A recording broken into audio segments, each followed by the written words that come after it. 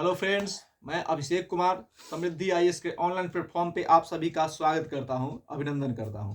मित्रों, दोस्तों, NIOS DElEd को लेकर के क्या क्या चल रहा है, क्या क्या हो रहा है, कल जो मीटिंग हुई थी उससे निकल के कुछ पॉजिटिव आया कि नहीं आया, यह जानने के लिए जो है स्टूडेंट्स लगातार मैसेज कर रहे हैं। लगातार उनका जो है दोस्तों मैसेज आ रहा है।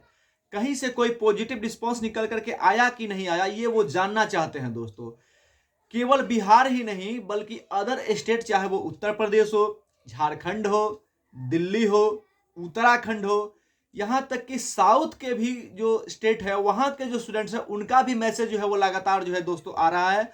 और ये पूछ रहे हैं, उनका ये प्रश्न जो है वो कर रहे हैं कि सर क्या हुआ, आखिर में एनआईएस डीएलएड को लेकर के कुछ पॉजिटिव आएगा कि नहीं आएगा, हमको न्याय मिलेगा कि नहीं मिलेगा। तो इन सभी चीजों को लेकर के मैं यहाँ पे उपस्थित हुआ हूँ और इस सब के बारे में मैं अभी यहाँ पे आप लोगों के साथ जो है दोस्तों चर्चा करूंगा। एनआईएस डीएलएड जो है, इसमें अभी क्या क्या चीजें चल रही है और सुप्रीम कोर्ट में इसको लेकर के जो याचिका दायर करनी थी, क्या वह याचिका फाइल हो चुकी है, उसके बारे में भी मैं यहाँ पे आप सभी के साथ जो है दोस्तों बात करूंगा। ठीक है। और कल जो मीटिंग हुई थी पटना में, कल स्टूडेंट्स की जो है एक मीटिंग हुई थी, तो उस मीटिंग से क्या निकल करके सामने आया है उसके बारे में भी मैं आप सभी से ये जो है यहाँ पे इस वीडियो के माध्यम से जो है वो बात करूंगा। और किस तरह से आप सभी स्टूडेंट्स के पास अब यह लास्ट मौका है, किस तरह से आप सभी के पास ये लास्ट मौका है कि आप एनआईएस डीएलएड को लेकर के आपको न्याय मिलेगा या नहीं मिलेगा, या किस प्रकार से आपके लिए लास्ट मौका है, इस पे भी मैं यहाँ पे दोस्तों बात करूंगा। सबसे पहले दोस्तों, अगर आप इस समृद्धि आज के चैनल पे अगर नए हैं, नए विजिट कर रहे हैं, तो आप चैनल को लाइक कीजिए, सब्सक्राइब कीजिए और कमेंट कीजिए दोस्तों, क्योंकि समृद्धि आईएएस के माध्यम से हम जो है लगातार आपके लिए जो है जो भी अपडेट निकल कर आएगा वो लेकर के मैं आप सभी के साथ आऊंगा और लेकर के आ रहा हूं दोस्तों। तो आप इस चैनल को लाइक कीजिए और सब्सक्राइब कीजिए दोस्तों।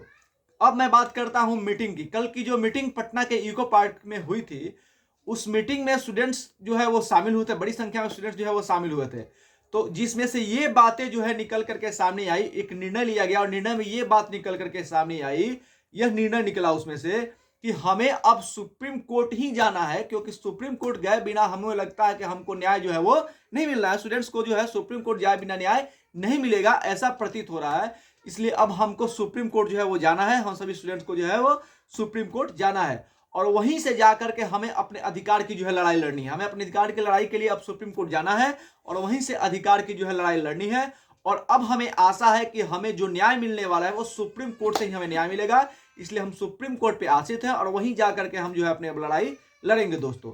तो केस फाइल करने के लिए जो बातें की गई, केस फाइल करने के लिए जो अपडेट निकल करके सामने कल की मीटिंग से आया है, उसके बारे में बता रहा हूं कि केस फाइल करने को लेकर के यह बात सामने आई है कि अगले 4 से 5 दिन में, अगले 4 से 5 दिन के अंदर में जो है सुप्रीम कोर्ट में केस फाइल कर दिया जाएगा दोस्तों। यानी 4 से 5 दिन में सुप्रीम कोर्ट में केस जो है वो फाइल कर दिया जाएगा, क्योंकि इस मामले में और देर करना दोस्तों ठीक नहीं है। क्योंकि जितना ही देर होगा उससे न्याय मिलने में भी जो है वो क्या होगी, देर होगी।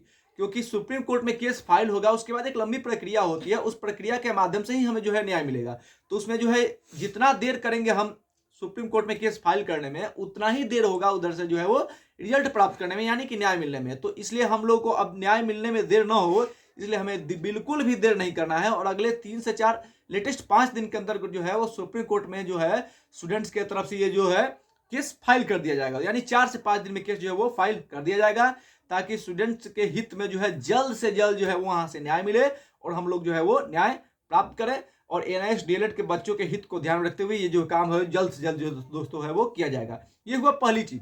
दूसरी चीज जो है वो एनआईओएस डीएलएड के अभ्यर्थियों के साथ जो अन्याय हुआ है दोस्तों, तो इनके साथ जो अन्याय हुआ है, एनसीटीई की ओर से जो अन्याय किया गया है, एनआईओएस के द्वारा जो अन्याय किया गया है, उसके लिए दूसरी ओर से भी जो है दोस्तों एक तैयारी चल रही है, एक और लड़ाई जो है वो लड़ी जा रही है।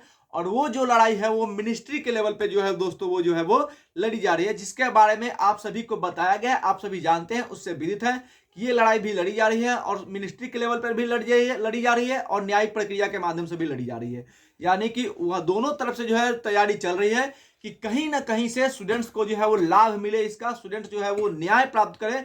और हमारी पूरी टीम जो है इस प्रक्रिया में लगी हुई है, स्टूडेंट्स को हित में देखते हुए हमारी समृद्धि आईएएस की पूरी जो टीम है वो एनआईओएस डीएलएड के को न्याय मिले, एनआईओएस डीएलएड के जो अभ्यर्थी है 14 लाख के आसपास जो है इसके स्टूडेंट्स हैं, उनको जल्द से जल्द न्याय मिले। इस न्याय को लेकर के हम प्रतिबद्ध हैं और हम उम्मीद करते हैं कि सुप्रीम कोर्ट से हमें जल्द से जल्द जो है वो न्याय मिलेगा। दोस्तों, जैसे ही इन दोनों तरफ से कोई भी नया अपडेट निकल करके सामने आएगा, उसको लेकर के हम आपके साथ उपस्थित होंगे दोस्तों, और आप सभी के साथ इस चैनल के माध्यम से जो है हम आपके साथ साझा करेंगे दोस्तों।